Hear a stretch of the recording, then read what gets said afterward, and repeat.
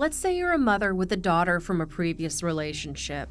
You have a new boyfriend that you end up having another beautiful daughter with. You'd still love and cherish your first little girl just the same, wouldn't you? You wouldn't automatically resent her, mistreat her, force her to live in squalor. You wouldn't subject her to the things that would lead to her demise, right? Today's story is about a horrible mother and her bum boyfriend that did just that.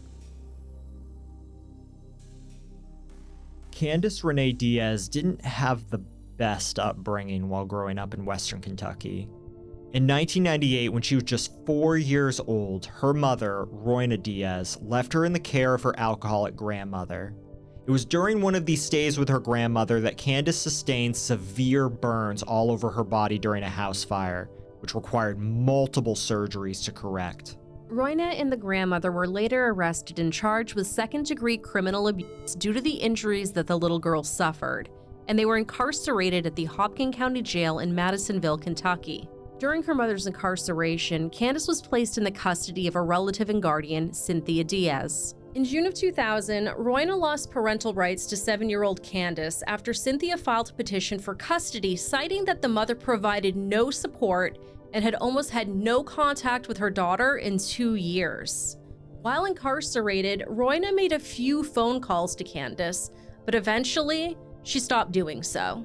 But where was Candice's father, Timothy Mullins, while all of this was going on? Well, at the time, he too was incarcerated, although the reasons for that incarceration are unclear. Later, he sought to contest the petition for custody filed by Cynthia, but later withdrew his objections. Much like Royna, Timothy did nothing to financially support his little girl for 2 years after the petition. Although Cynthia adopted Candice, provided for her, and gave her a stable home life, some of the trauma that Candice suffered as a little girl caught up with her, and she went on to follow in her biological mother's footsteps with regards to poor decision-making. It should be noted that during the course of our story, Cynthia and Candice uprooted from Kentucky to Michigan. It should also be noted that other creators on YouTube have stated that Candice went on to live with her biological mother, Royna, as an adult. This is false, and we'll make sure to have our sources linked for you in the show notes. As an adult, Candice and her boyfriend Kyle Barrett stayed in Cynthia's home after the couple welcomed their first baby, Gabrielle Renee, into the world on July 3, 2013. Friends and family referred to the little girl as Gabby. Unfortunately, like many young couples, their relationship was very short-lived, and Kyle left in 2014 when Gabby was only 3 or 4 months old. In early 2015, when Gabby was just 18 months old, Candice met and began a relationship with a man named Brad Edward Fields, who was 4 years her senior. Soon, Candice would begin spending less time in Cynthia's home and more time in Brad's. The couple moved a few times before settling in the Rossonville Woods mobile home community located in Belleville, Michigan, a town 20 miles southeast of Ann Arbor and 37 miles southwest of Detroit. Gabby was left with Cynthia while her mother was out gallivanting with her new beau. And honestly, Cynthia was a good provider for the little girl. This would have been the more desired outcome. However, when Gabby turned 4, Cynthia was unable to enroll her into pre-K in her school district due to not being her legal guardian. As such, Gabby went to live with Candice and Brad in his trailer for this reason. But the honeymoon stage with Brad wouldn't last long. In 2016, Candice called 911 after running from their shared trailer and seeking refuge in a community clubhouse after Brad allegedly punched her in the face, smashed her cell phone, shot the family dog, shot himself in the leg, and as she was fleeing to safety, told her, "See if you can outrun these bullets." It's unknown if the dog survived. When police responded to the scene, they noted the extreme uncleanliness of the home. Flies were everywhere. There was a pungent smell due to old garbage that had not been disposed of, decaying foods, stacks of unclean dishes piling up in the sink, dog waste on both the living room floor and in the kids' bedroom, and a pet rabbit living in a squalid cage that had not been cleaned. In addition to general squalor, there was blood all over the floor. A search of the trailer yielded a taser, prescription pills, a box containing drug paraphernalia including scales, a camouflage bag containing an assortment of knives, a .40 caliber Glock handgun with 2 magazines, a Smith & Wesson 38 Special, and 1 magazine for a 9mm handgun that was not located in the search. The guns had been hidden in the heater floor grates of both the bathroom and the living room, one of which had its serial number scratched off, and the other was unregistered. Brad was initially arrested and charged with DV. However, 3 days later, Candace went down to the police station and requested that these charges be dropped. She claimed that her boyfriend was schizophrenic and had not been taking his medication. Additionally, Candace went on to claim that the 2 firearms seized from the home were hers. Due to one being unregistered and one having its serial number scratched off, Candace incriminated herself and she in turn was arrested. But Candace's poor decision-making doesn't end here. While being searched in booking, a blank prescription pad was found in her possession. Candace was charged and pled guilty to altering firearms and the possession of the prescription pad, and she received 2 years of probation. There's an awful lot to unpack here, and we're not even that deep into today's story yet. Even if Candace decided to drop the domestic charges against Brad, you'd think there would still be other charges he'd have to answer for. Maybe Brad could have gotten disorderly conduct or gotten in trouble for discharging the weapon within the township. Allow me to quote the Van Buren Charter Township, which applies to Wayne County, Michigan, where Belleville is located. Chapter 58, Article 7, Division 2, Section 58-338 states, quote, "It shall be unlawful for any person to discharge any firearm or other instrument producing a like effect and noise within the township, except in the lawful defense of his person or property, or as otherwise permitted by law," end quote. So with that in mind, the DA could have still easily continued to prosecute Brad on other charges, right?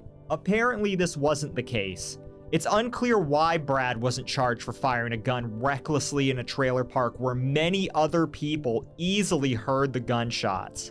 Beyond the handgun incident involving Candace, Brad was guilty of animal cruelty for shooting the family dog, in addition to the poor condition that the rabbit was kept in. But he wasn't charged for that either.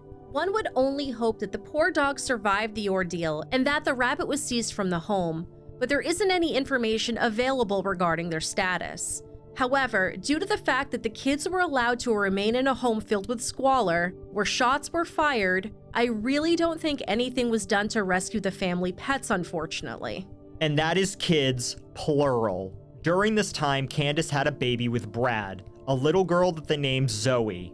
By all accounts, Zoe was loved and well taken care of, but the same could not be said for Gabby. A lot of the mistreatment of Gabby seemed to center around bathroom accidents that she was having. She was only 4 years old.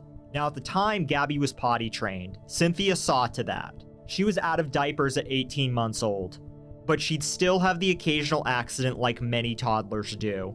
However, a lot of her accidents seemed to occur at home. As it was noted by her pre-K teaching assistant, Gabby didn't have these type of accidents in the classroom. Now, I'm sure you can think back to pre-K or kindergarten where the classrooms had their own bathrooms for students to use within the classroom. That was Gabby's setup, so she didn't have any issues going to the bathroom on her own. Sometimes bathroom-related issues in young kids can be a sign that there's mistreatment going on in the home. It's a stress response, which only gets worse if the parent responds to the accidents through yelling or physical harm.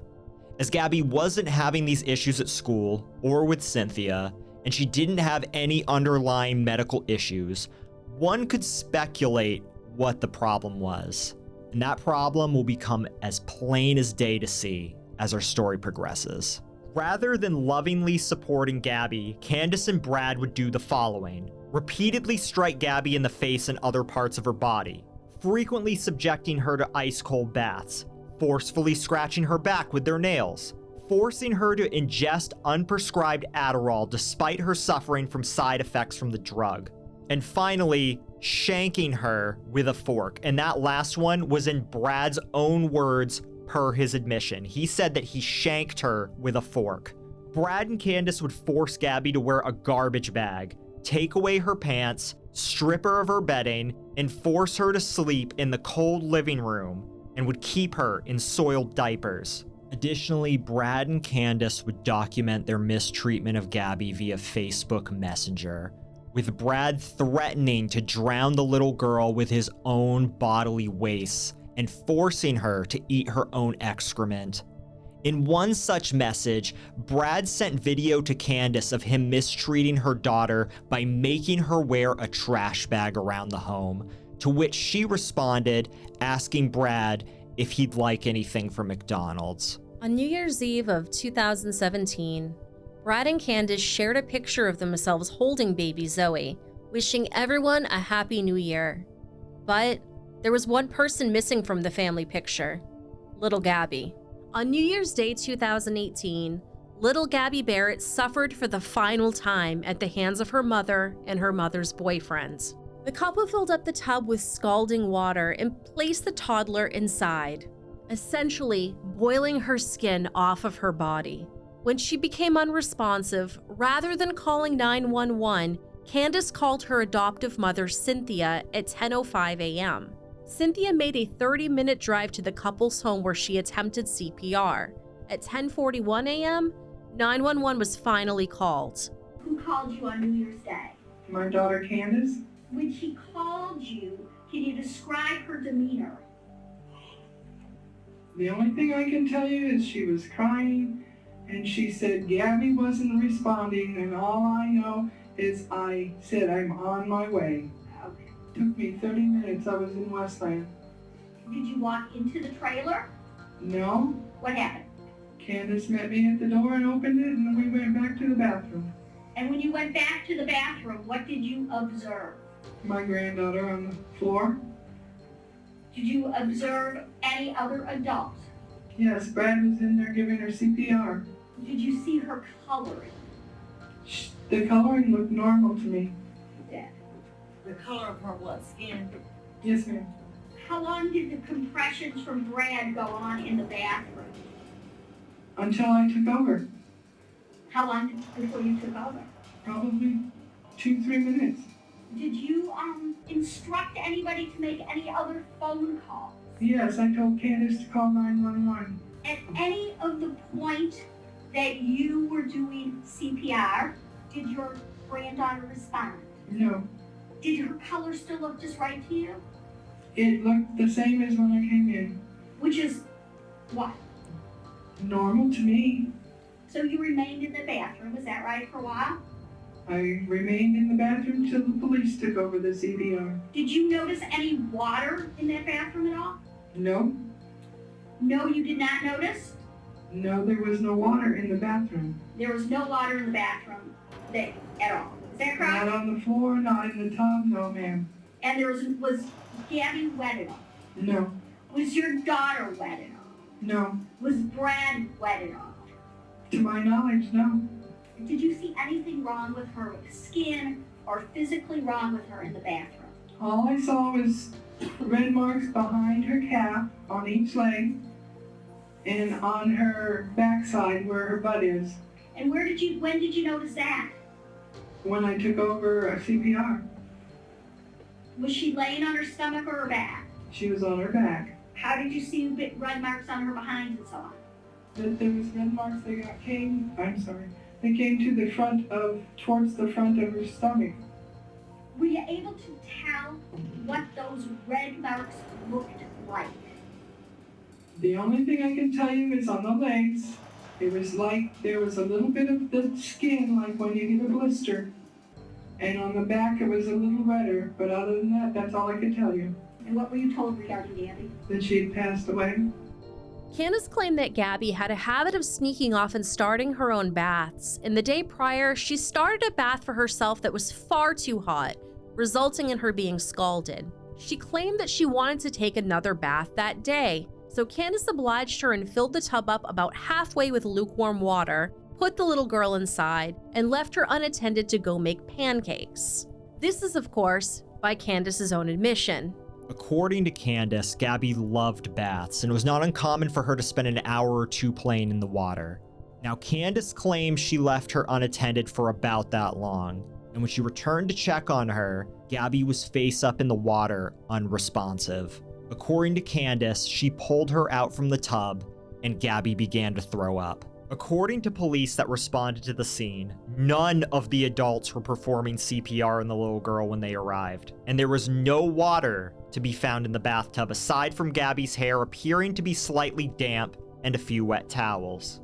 There was no water in the tub, on the floor, and none of the adults appeared to have any water on their clothes, which was extremely suspicious as they had been called to the scene for a suspected drowning. There was no vomit on the floor either, but there were burns on Gabby's body. According to paramedics, they couldn't tell exactly when the injuries took place, but they were indeed second-degree burns and they were past the blistering stage. The top layer of skin was totally missing, leaving red wounds in its place. Paramedics also found damning evidence that contradicted Candace's version of events.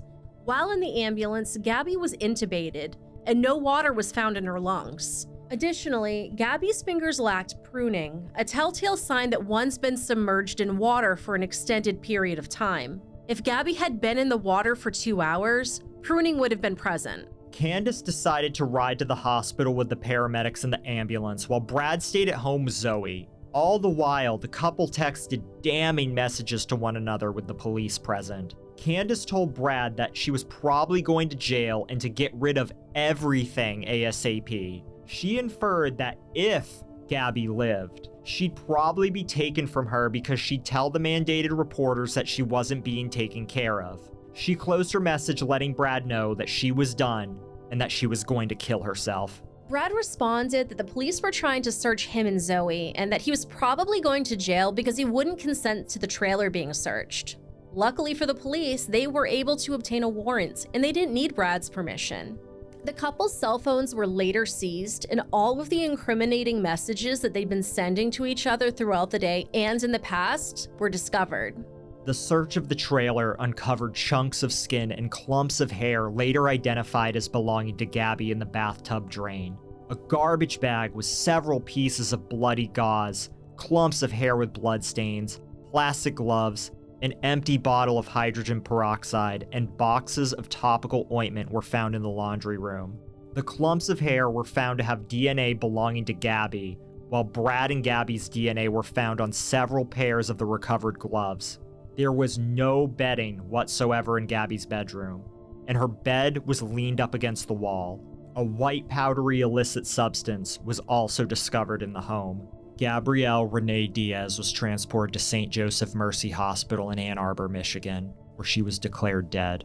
Her cause of death was listed as septic shock and battered child syndrome, with her manner of death listed as homicide. But this doesn't even begin to scratch the surface of the horrors that 4-year-old Gabby Diaz was subjected to. Gabby suffered from multiple inflicted injuries, including blunt force trauma, a fatal burn pattern, thermal and asphyxia injuries, and she had indications of having been suffocated by a hand placed over her mouth and nose. A toxicology report revealed the presence of caffeine and amphetamines. Her hair was matted and lice-ridden, with several contusions to her scalp. It was surmised that due to these contusions, Gabby's hair had been forcibly pulled from her scalp. She was covered in second-degree scalding burns at various locations on her body. And it's unfortunately been noted that Gabby's big toe had completely melted off. She suffered from malnourishment and had some degree of decay or necrosis in all of her teeth. Her body was covered in numerous lacerations and other injuries in various stages of healing, with significant bruising, among other injuries. It was the opinion of the pathologist who performed the autopsy that Gabby would have been in extreme pain from all of her injuries. Furthermore, there was nothing characteristic of a death by drowning found in the autopsy.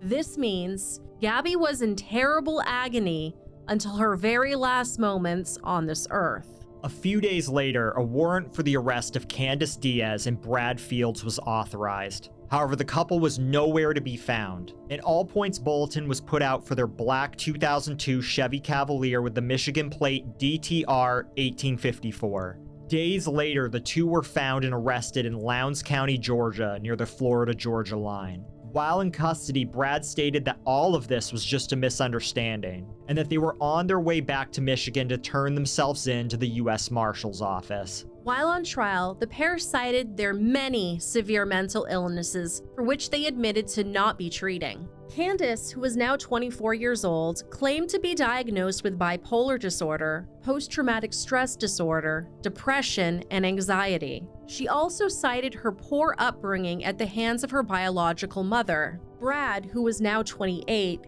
claimed to be diagnosed with schizoaffective disorder, social anxiety, agoraphobia, and post-traumatic stress disorder. In court, Candace's adoptive mother, Cynthia, appeared to be trying to cover for her daughter. Given what we know about Gabby's condition at the time of her death, Cynthia's account of her granddaughter didn't seem to make sense. When did you see her? The week of Thanksgiving, I had her the whole week. And what was her condition at that point? Fine. Did you notice anything about what her weight? No. Did you notice anything about her hair? No. What about her mouth and teeth? They were fine. How was her behavior that week? It was great. Was she toilet trained that week? Yes. Were there accidents that week? No. So she was away for a week in November, the week of Thanksgiving, with you. Is that right? Yes. You saw nothing that would cause you to be concerned, especially about Gabby at that point. Is that right? Yes. When's the next time you saw her after that? Christmas Day. And what did you notice about her that day? That she was happy because I was there so we could open up presents. Well, did you see anything physical about her? No. No problems. Even then, is that your testimony? Yes, ma'am. What about her hair? It was fine. Did you notice anything in it? No, I know she had lice, but you can't see lice from where I'm sitting to where you are. And was she just her same happy self? Yes, she was. Brad Edward Fields was charged with first-degree felony homicide, second-degree homicide, first-degree CA, and torture. His defense team argued that he was not involved in Gabby's mistreatment. However, the messages he sent back and forth with Candace proved otherwise. On October 9th, 2018, he was found guilty on all charges and will spend the rest of his life in prison without the possibility of parole. Candice Renee Diaz was charged with all the same charges as Brad. However, on December 5th, 2018, she took a plea deal which reduced her charges to just second-degree homicide and first-degree CA. All other charges were dropped. She was sentenced to 30 to 60 years behind bars. Let us know in the comments if you think she deserved a lighter sentence than Brad, or if she even should have been offered a plea deal in the first place. At sentencing, Justice Vonda Evans completely let her have it. When a woman gives birth, she's closer to death than life. Her body opens up to reveal another life. It is one of the most beautiful and fulfilling parts of being a woman. A mother's job is to train and nurture her child into adulthood. It's her gift to humanity, the gift of life.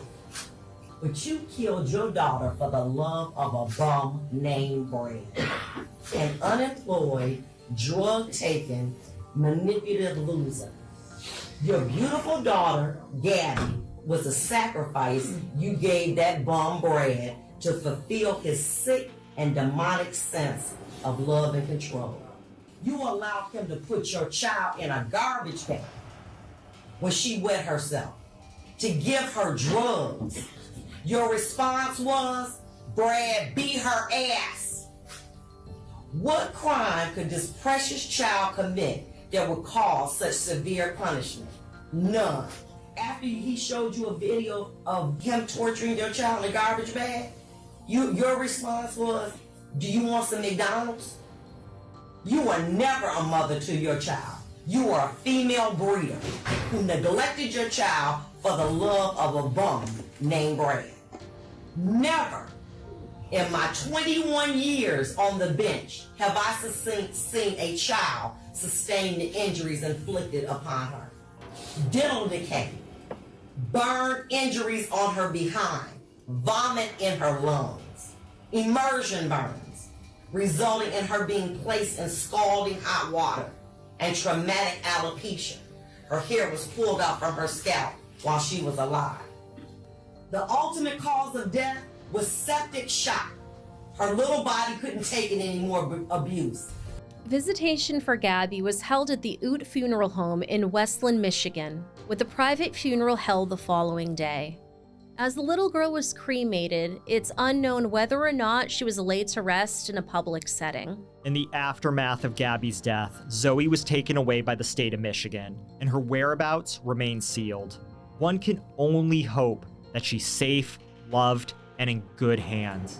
Gabby's father, 26-year-old Kyle Barrett, had no idea of what was going on inside of the trailer where his daughter lived with Candace and Brad. The last time he'd seen Gabby was just before he turned himself into authorities on a warrant in September.